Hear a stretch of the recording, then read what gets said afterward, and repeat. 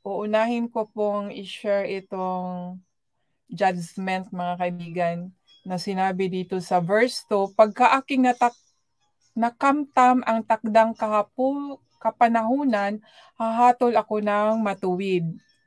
No, sinasalita ni Asaph. Pero ito ay from God talaga to, no? So, sa baga nag-ano sa kanya. Yan ang pagkakaalam ko. Lahat naman ang nakasulat dito through the Holy Spirit din yan kaya sinusulat ng tao. So yan hahatol ang Panginoon ng matuwid. Ang lupa at lahat ng taga rito ay matutunaw, aking itinayo ang mga haligi niyaon. Sela, aking sinabi sa hambog, huwag kang gumawang may kahambugan. At sa masama, huwag kang magtaas ng sungay.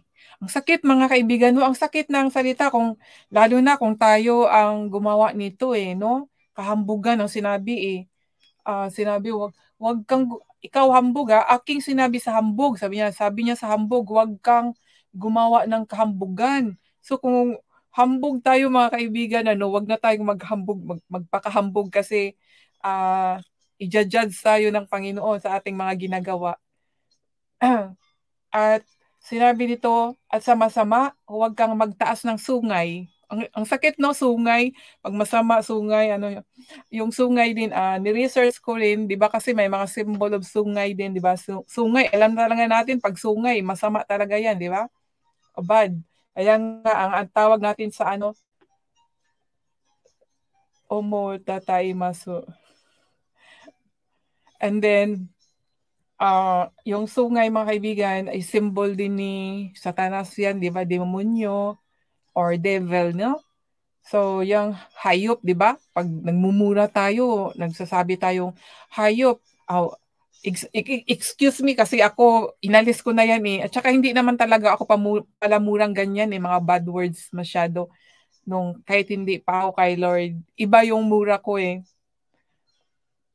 At ito, no, ngayon may maraming mga tao na ganyan pag nagagalit, tinatawag itong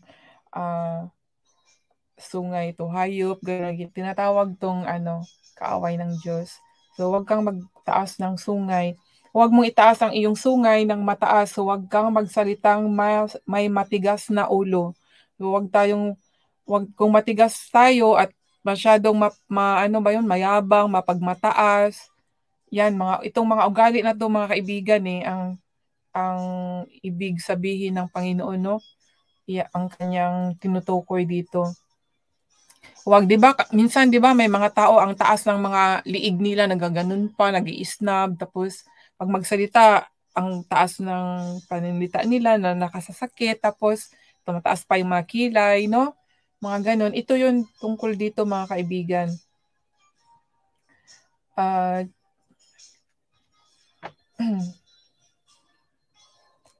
At itong